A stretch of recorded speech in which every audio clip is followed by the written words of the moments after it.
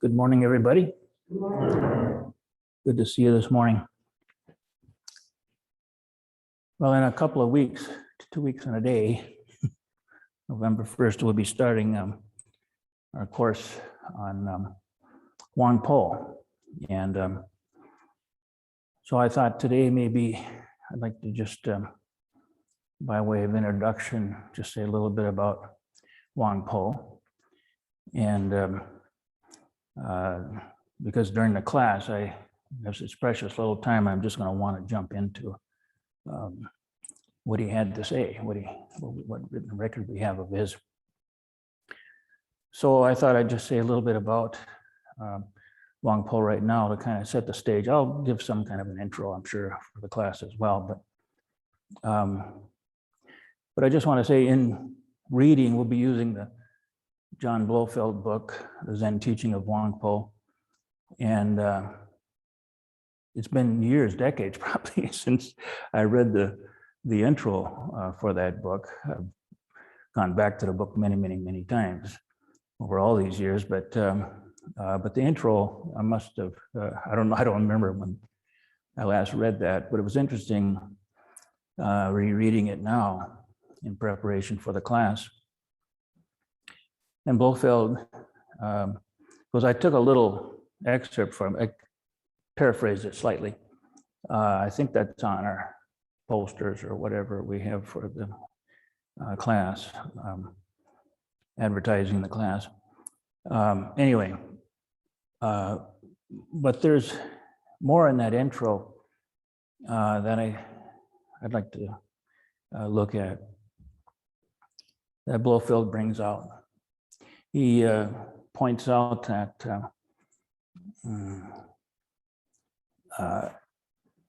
scholars, well, the book, at least the edition I have, it's a 6th printing. It carries the copyright date of 1958. And when I was just a boy, I didn't read that yet. I finally got around the Huang probably in the late 60s when I discovered the book. But anyway, so Blofeld must have been working on it, possibly in the 50s, maybe the 40s, whatever. So it goes back a ways. And he starts out by pointing out that kind of recently, it seemed that this is what he was saying, that recently scholars had begun to, let's see if I can put this in a better spot.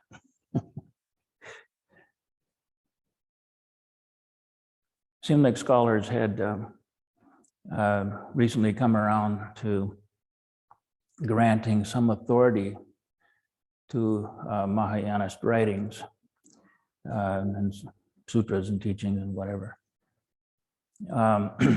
Before that, they were relying more on so-called Hinayana teachings because they had the oldest texts. But now there was some authority was being given to Mahayanist texts as well. And so he goes on a bit about that. And saying that by the year 2000, 2000 years ago, around the turn of from BC to AD, the Mahayanists had more or less kind of formed, and there were these texts around, and the Mahayanists who would kind of grant some authenticity to the Hinayana text, the Hinayanists never really granted that to the Mahayanists. They were just kind of Johnny-come-latelys or something, and so they wouldn't quite give them that. But then we start getting some interesting developments in Buddhism. And with Zen then coming along a few centuries later,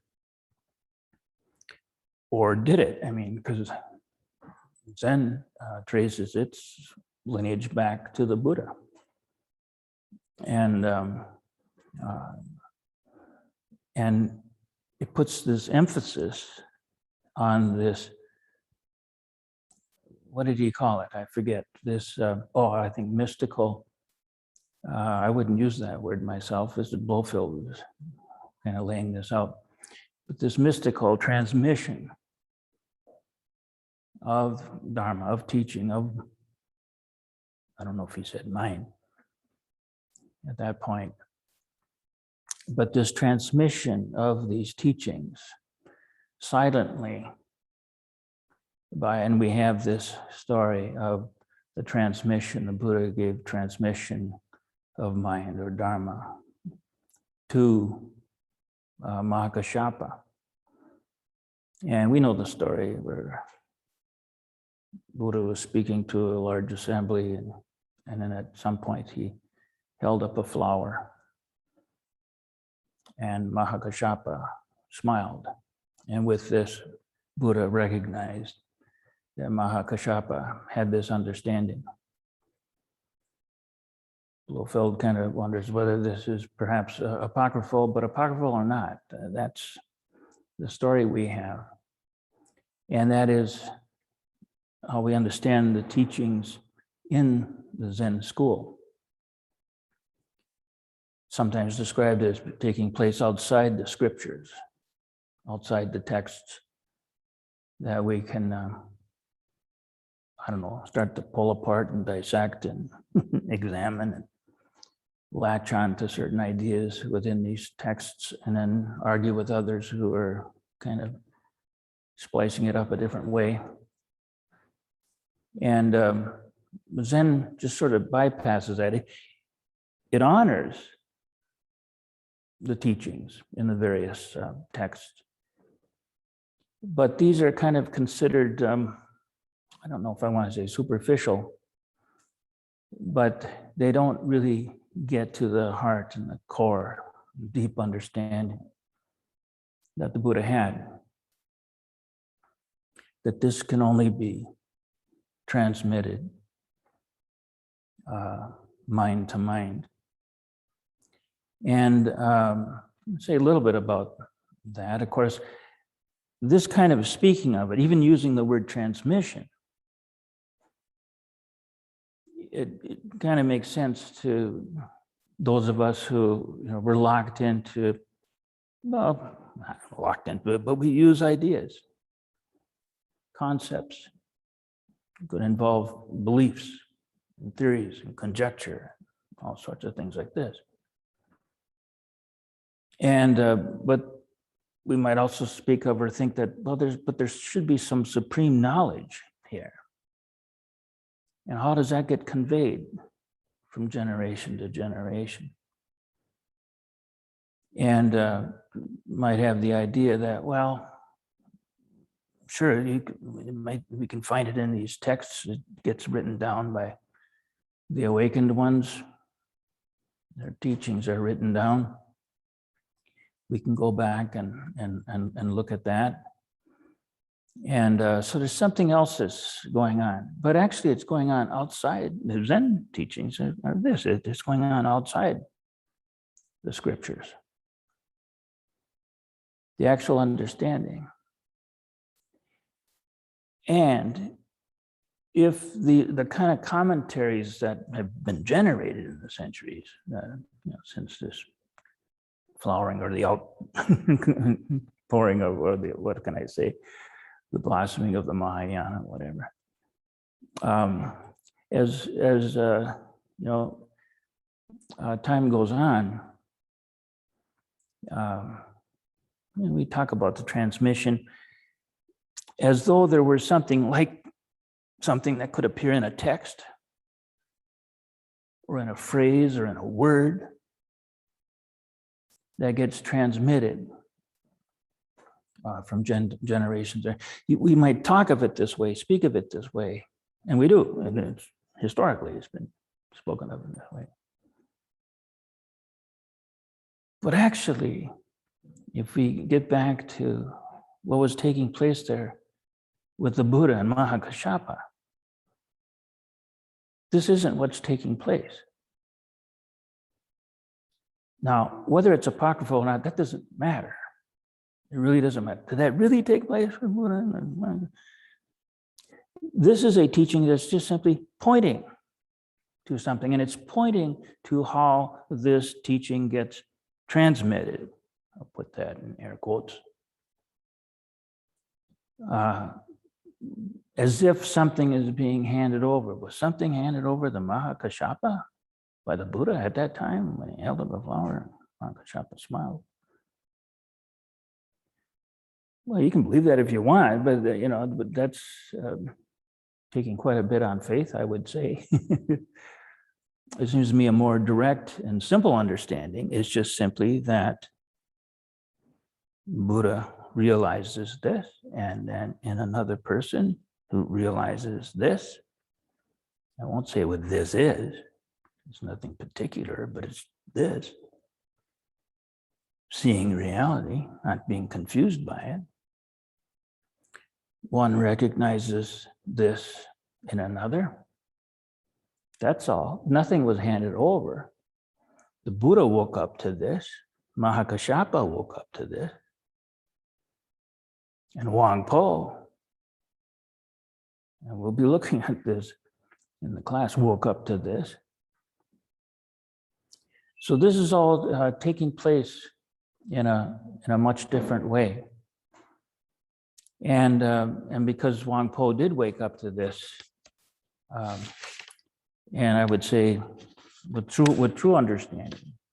In other words, it wasn't something then that Huang got from a book, or that was handed to him by his teacher, or explained to him in some secret manner by his teacher, or something like this.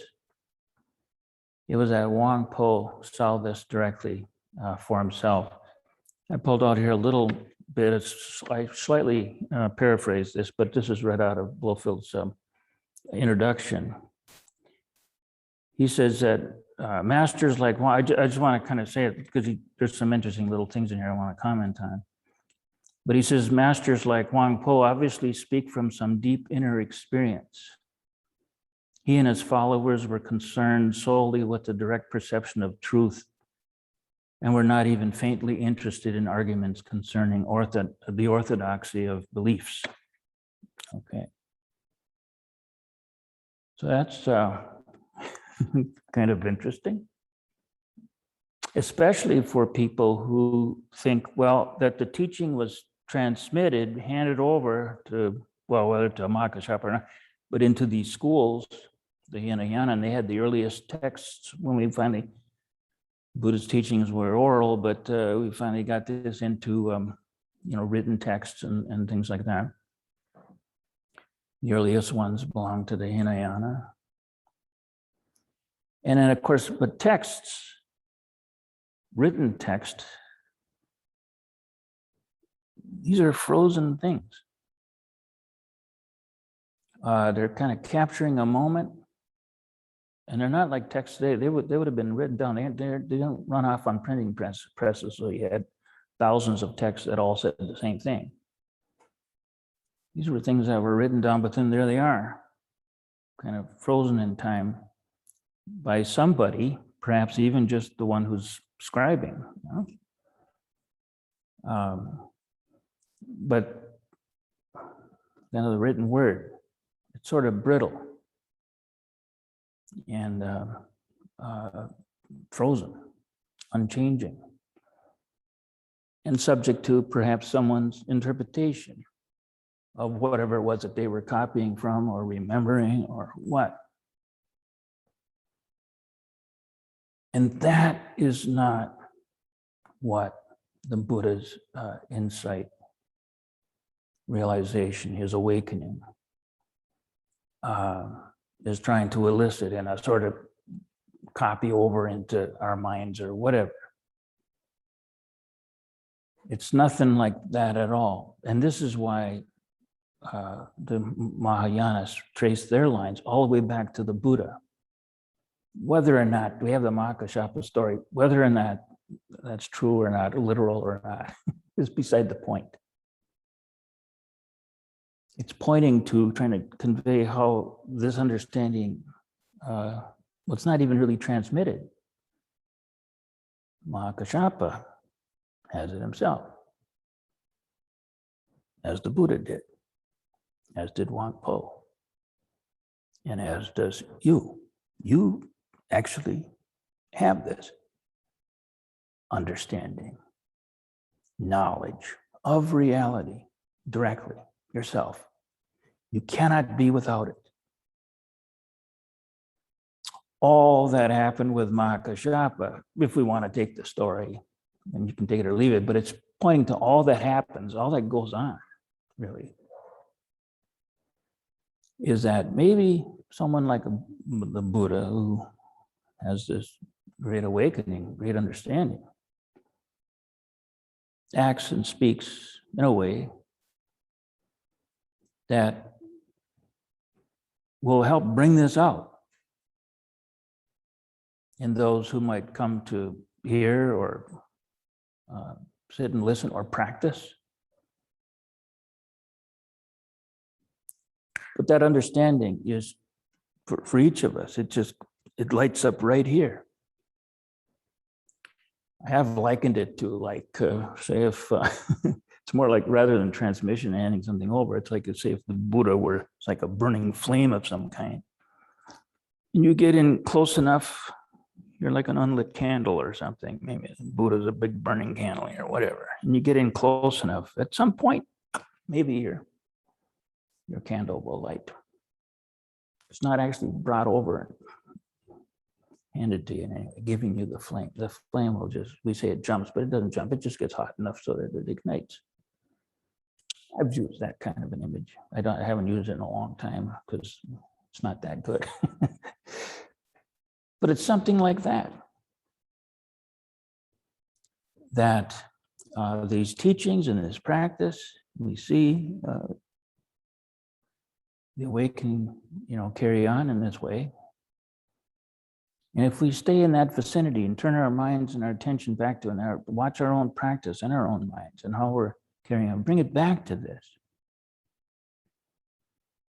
then maybe something will kindle in us.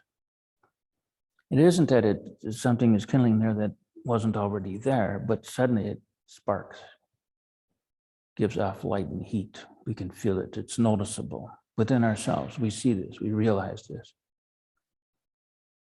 And so it is something of this sort. And then Blofeld, I guess I didn't write out this part, but he then went on to say that, or actually I think it was right before. Oh yeah, no, I did put it here. Okay, it was right before this thing about that.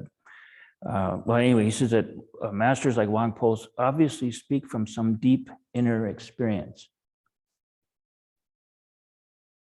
And so that's where Huang Po is.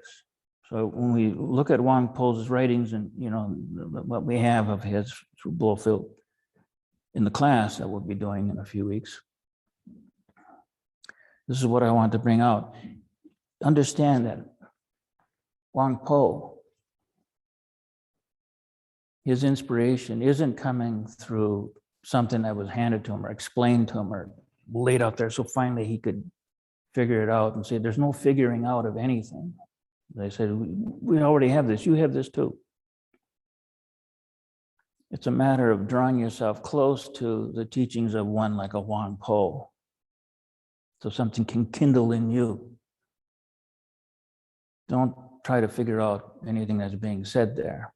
You're going to be acquiring something, and the thing you're acquiring isn't necessary. In fact, it kind of gets in the way.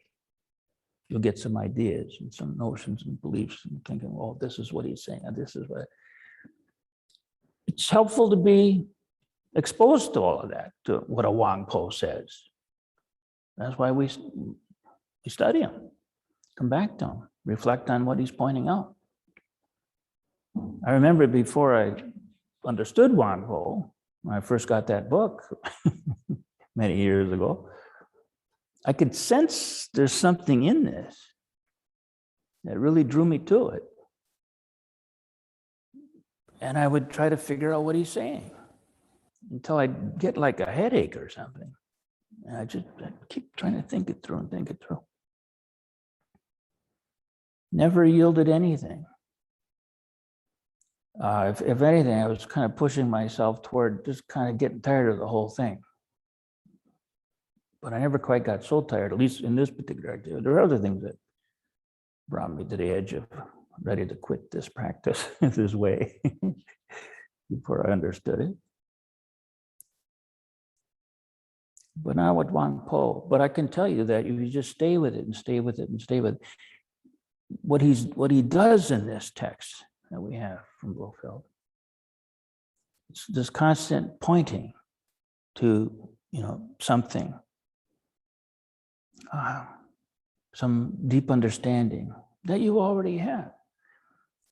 And but it is of nature like this. So here Blofeld says that masters like Huang Po obviously speak from some deep inner experience. What's that word inner? Is a problem. Again, yes, it sounds that way because we think, well, here I am myself, here there's the Buddha, and then there's this other person here, Mahakashapa, and then Buddha has this inner experience, and he's going to, convey that, verbally or something to somebody else who then has this deep. No, that experience is right there from the first, but it's not inside you. As Sensang, who also understands, the third patriarch of Zen in China, who also understands Dharma, says, he's a guy who wrote the Shin Ching Ming, but not in the Shen Ching Ming, but he just points out that this is awakening statement. No inside, no outside, no in between. Sometimes it ends up being called no inside, no outside. It's critical to understand no in between as well. That this understanding, this knowledge of Dharma, of reality, of truth, is impossible to escape. And I don't mean for you to escape, or for the wood on the floor to escape. It is impossible for anything to escape this. Here it is. It is just this. Anything we want to say about its characteristics or where it came from or when it came into existence, all of these things that we'll speculate on, speak on, great theories about and argue about, is beside the point. And it blocks us, keeps us from actually waking up to what is truly taking place all the time. And it is not an inner experience that then it has to come out of the Buddha, out of the teacher, and somehow get handed over, transmitted to someone else who finally understands it and receives it. That's not it at all. You already know reality, truth. It is all you've ever known. It is all you've ever experienced. It's just simply a matter that we wake up to it.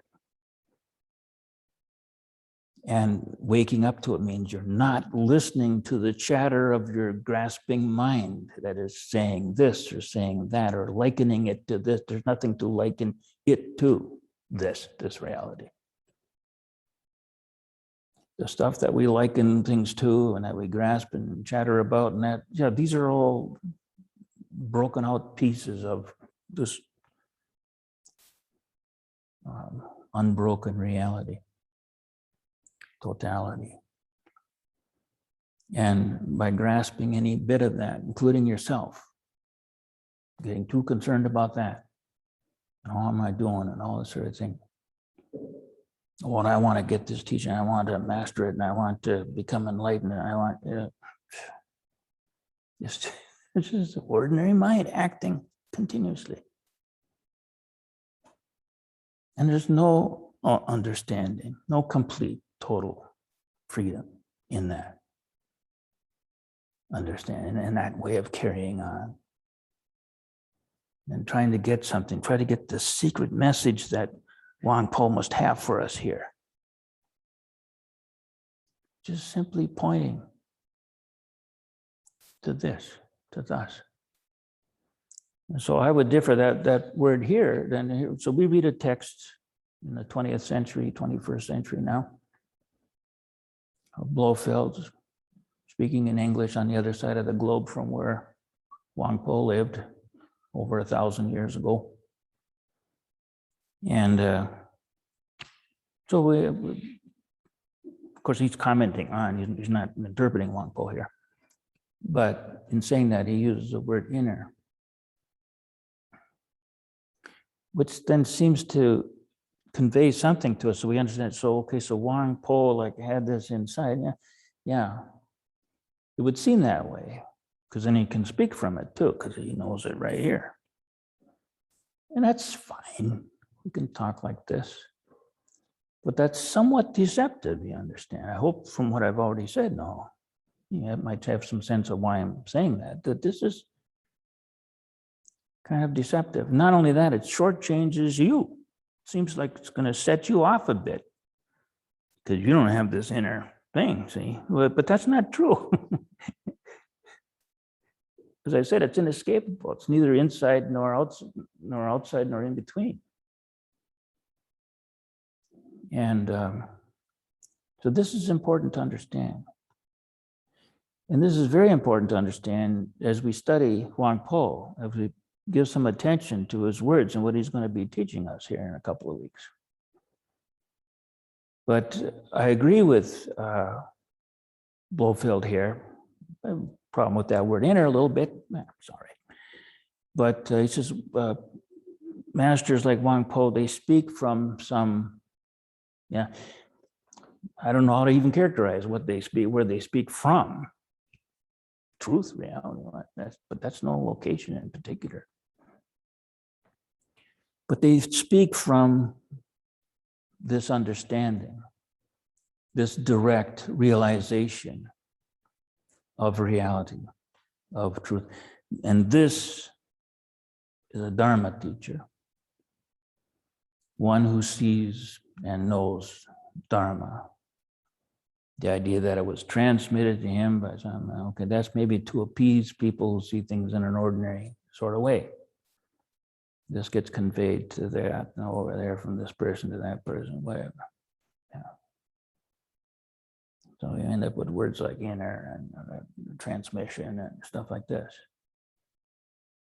But this, I want to help you understand that what's really taking place here that is inescapable is not like that. It doesn't follow that way of speaking and talking and pointing out.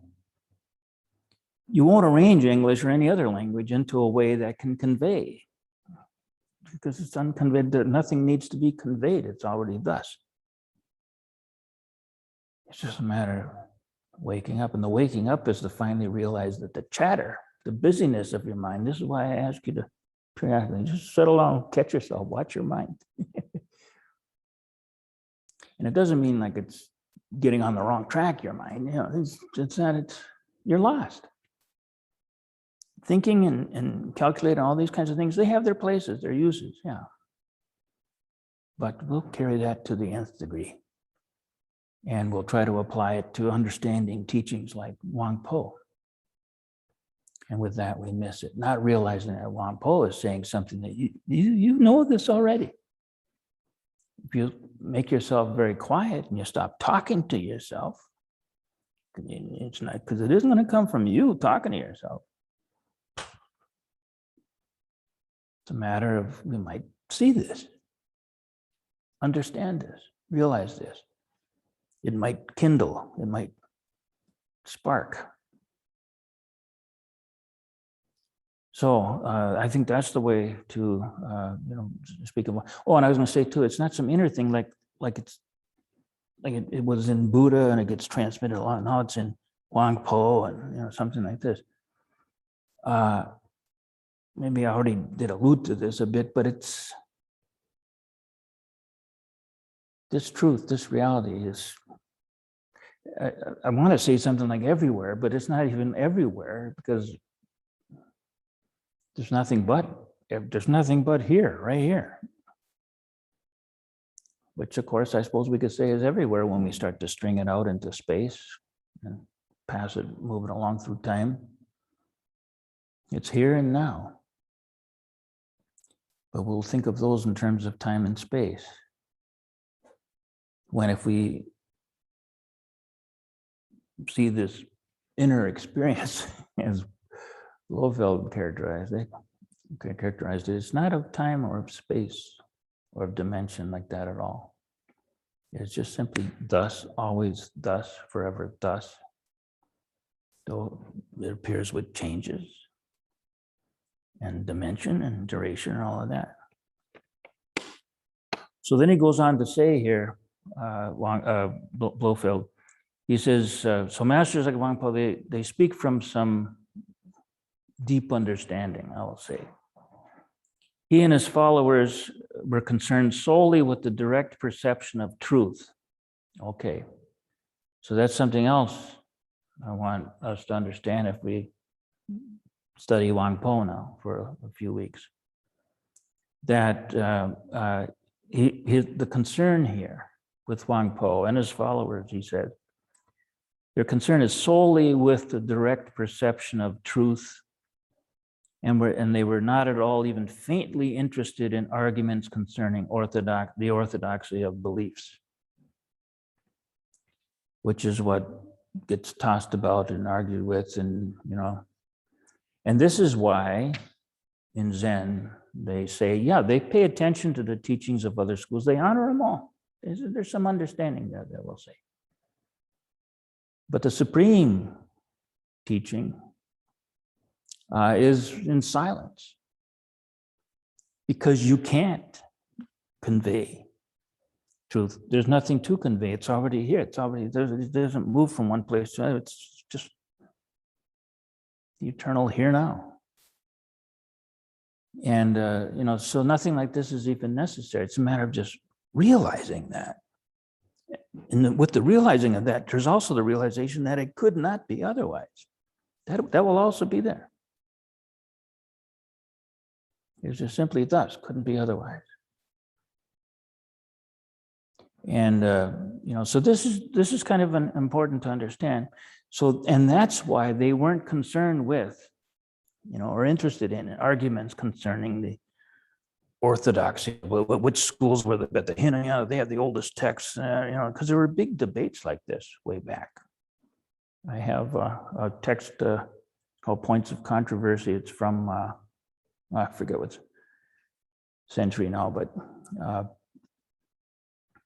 this is late BC times, I think, or something like that. But anyway, with the various schools where they gathered together and to have these huge debates about which teachings are correct and that sort of thing. And so a lot of these are collected into this text, Points of Controversy. It's kind of interesting, but none of this is necessary if we were to just simply understand the direct pointing of the Buddha, because it was right there originally in his teachings. Nagarjuna also says the same thing in his dedication to his great masterwork, the Mula Mujamaka Krika. He makes the same point, that all of this comes from the Buddha. The Buddha pointed out all of this. And not just simply in holding up a rose, though that expresses it as well, or a flower, whatever the flower might have been. And with Huang Po, or with Nagarjuna, we certainly have another person who sees this directly. It doesn't, in Huang Po Nagarjuna would point out that it doesn't come from another. It doesn't come from self. It doesn't come from a combination. And nor does it not come, does it not show up. It's here it is. But that's kind of how he begins. I grossly paraphrase that, but that's sort of how he opens up. But these guys are all kind of pointing at the same thing. Dogen too, in many ways. And the great teachers always have these elements in their teaching. If these elements are totally missing, then I would, in my mind, these teachings become highly suspect. They're not authentic. They kind of sound like ordinary teachings. Well, here I got this for you. Why don't you learn these, and then we'll move on to this here, where we apply that to this over here. And it's very understandable. That's how we learn everything in life. We go to school, we learn all these things and these techniques and then different facts and elements of various things and how to do this and how to do that. All very functional and useful.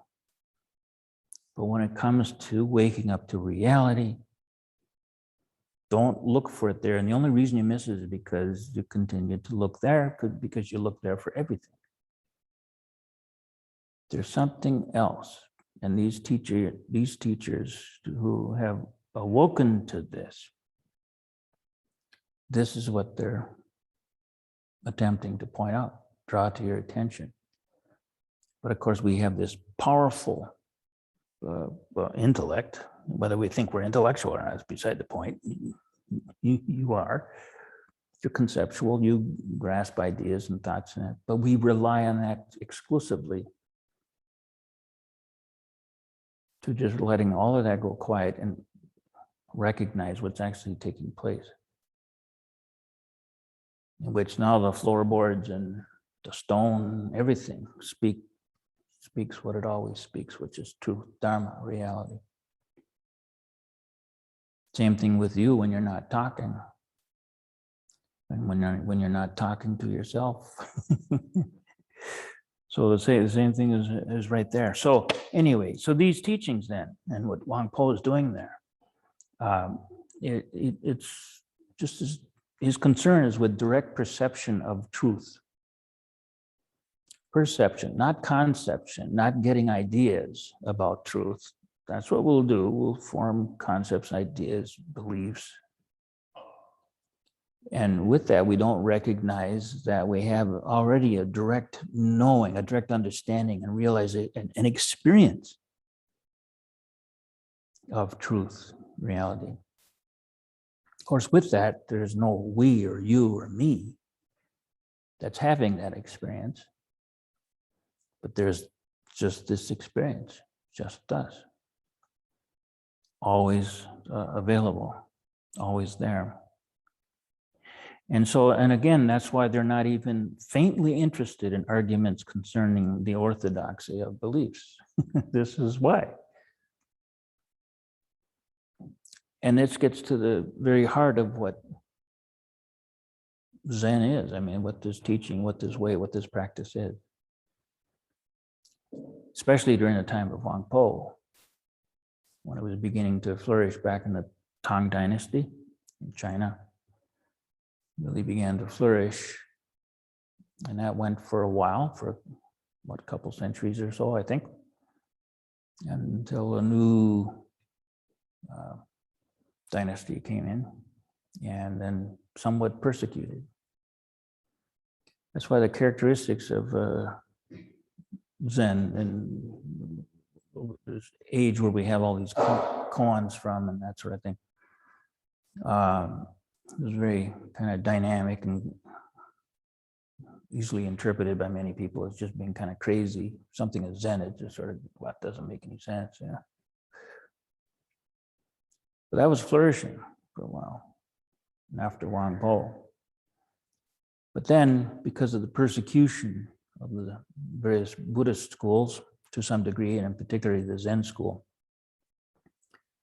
Zen schools, monks, they had to kind of find shelter, so to speak, in another form of Buddhism that wasn't being so harshly persecuted. And that kind of changed the character of Zen. And from that time on, doesn't quite have the pithy zing of what seems to have been, I don't know to what extent it was really that rampant, during the time of Huang Po. It just seems that way from the writings that we have, I think. At least in my mind, it does. But I kind of question that too, because the fact is, ones like Huang Po well, even there, they would say they're like, they didn't say hen's teeth. What they'd say, well, they're like the horns. The other kind of teachings and teachers, students, they're like the fur. There's many, many. But the ones, there's many fur. You get a furry animal with horns, there's a lot of fur there, a lot of individual hairs make up the fur. But the horns are few, probably 2 horns. Horns are few. It would be referring to someone like a Huang Po. And I think that that was the case back then. They speak of it that way from that time, Tang Dynasty times. And, but I think it's also observable, and we can see cases of that, through the, I don't know, the different development of Zen over time, Meiji era in Japan or whatever. And right up to the present day.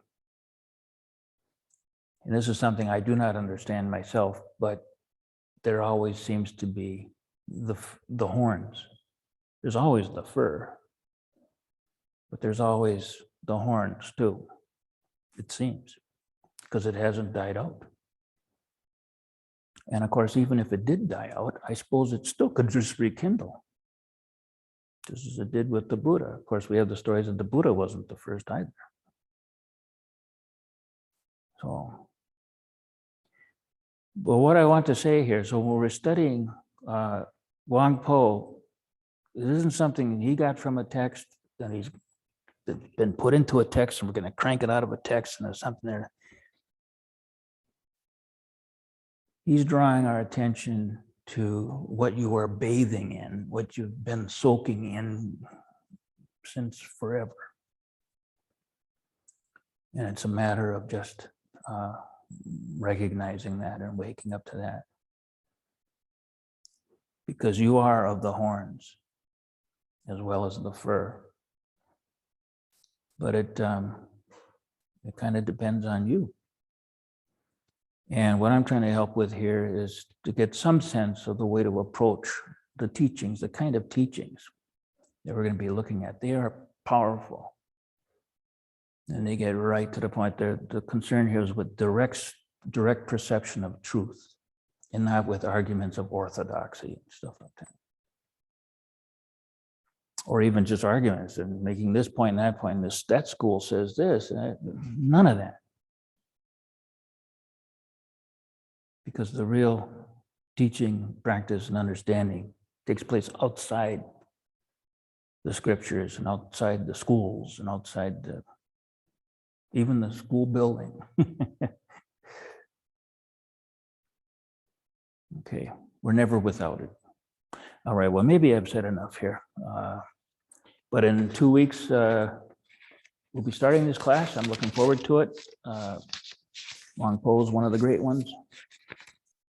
And he's not only a great teacher, he was also, we are told there's descriptions of him being rather large. Yeah, my understanding is he was 7 feet tall, highly unusual. That was unusual for people today, but in his time, he was like huge giant. Yeah, and he had a kind of a little bump on his forehead here. And people then can maybe think that's his third eye or something. And people start spinning stories or whatever.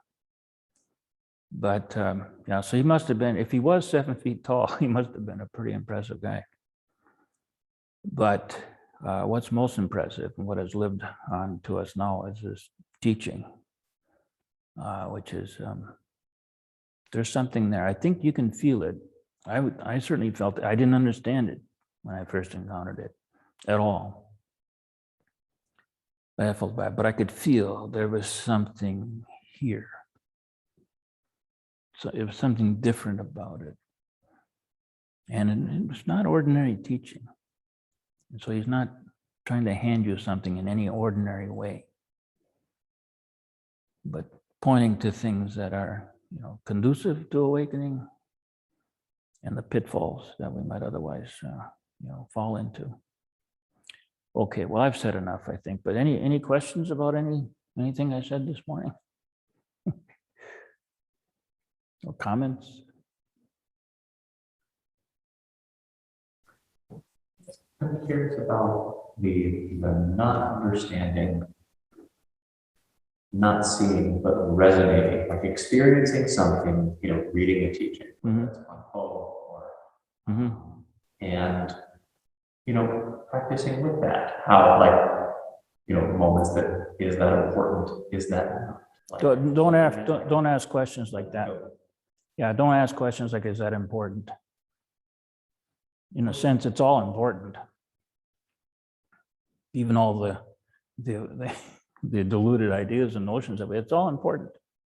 It's through seeing that, realizing, we can see what delusion is. So it's all important. And we say, but this teaching really, well, no, see, you're doing that again. So you're putting this one up and that one down, and that's where we go. So that kind of thinking itself in general just isn't important. Well, not for this business. It might be business to do your work at, on your job and how to find your way home and stuff like that. But when it comes to this matter of waking up to reality here, don't put it into even terms like important or not important. Because everything is preaching Dharma. Like the floorboards, as I mentioned, and everything, even poor ideas. Still revealing something about the nature of reality.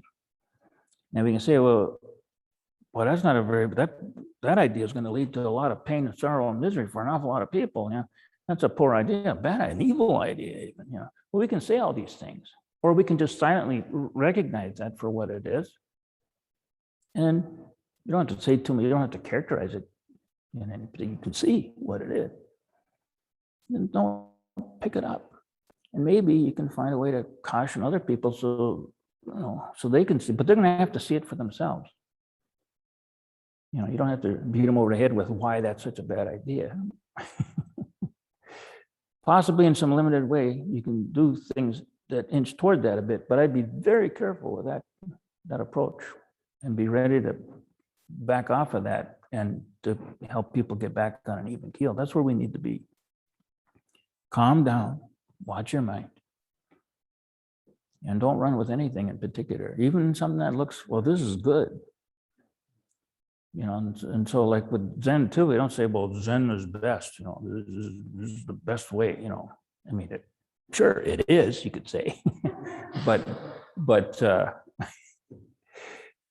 moment you do, all of a sudden it's just becomes something ordinary again. Jumped into the pool with all the other ideas and practices, and it's lost. So we don't need to act. We don't need to speak. We don't need to characterize. We don't need to say anything. We don't need to insult. We don't need to praise. But just constantly come back to just this, and you yourself just see if you can kind of walk an even keel. And it doesn't matter that you might say, well, I can't, yeah, well, I can't either. I've understood this way for quite some time now, and I'll catch myself there. So, but that's all we need to do.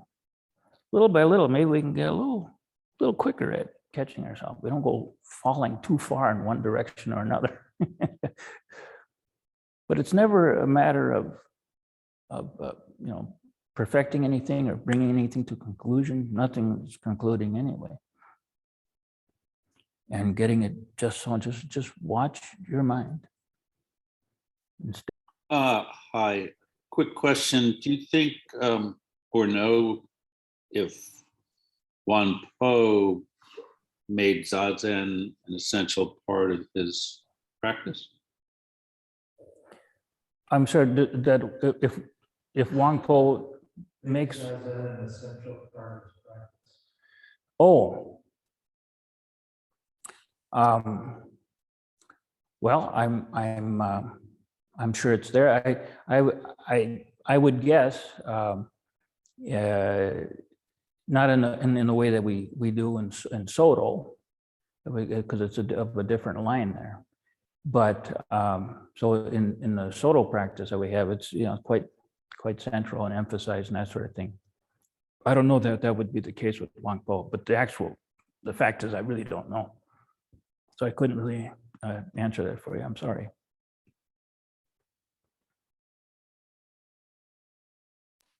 Thank you. Thank you. Let's see. You talked about tracing the teachings all the way back to the Buddha, but truth and reality predated the Buddha, right? So the Buddha will have the truth and reality, but truth and reality will truth and reality. Correct? Well, yes, up to some degree. I mean, I could say yes, and that wouldn't be too bad, but truth and reality aren't before anything, nor are they after. Truth and reality is just truth, which is reality, which is mind, we could say. But it's just us. There's nothing we can say about it. When we speak of before and after, now we're talking about time. And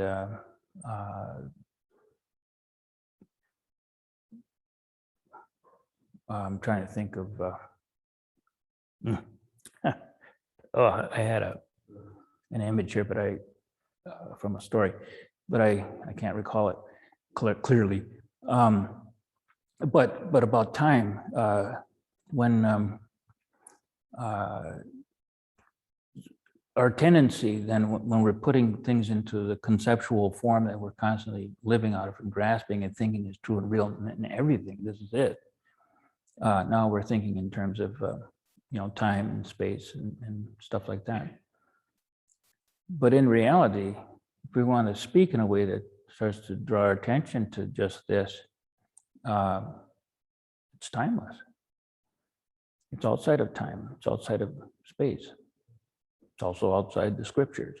That's what the Zen. So in just saying that alone, outside the scriptures, and that's how the transmission of it. It's already kind of pointing to this, alluding to this. This is coming from people, that sort of thing, way of speaking, got into these teachings. You can tell by people who realize this. So it was there. So among the masses of people, there were horns. And there are today as well. Always the case. Why? I would say it's because we're always in truth, reality. We're always bathing in it, as I said, I think, at one point. It's impossible to be free of it.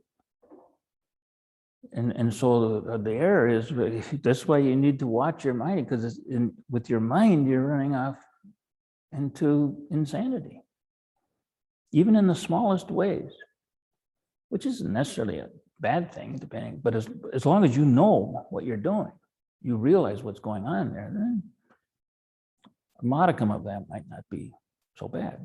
Because a lot of what's very useful and helpful in our lives is of that nature. And so there's nothing wrong with it exactly.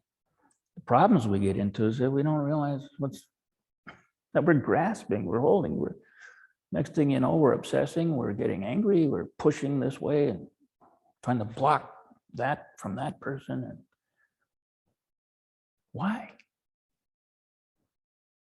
And then all of these various factions of the world, and the way it's broken up, and that some things are of value and others are trash, and and we're constantly tossed about.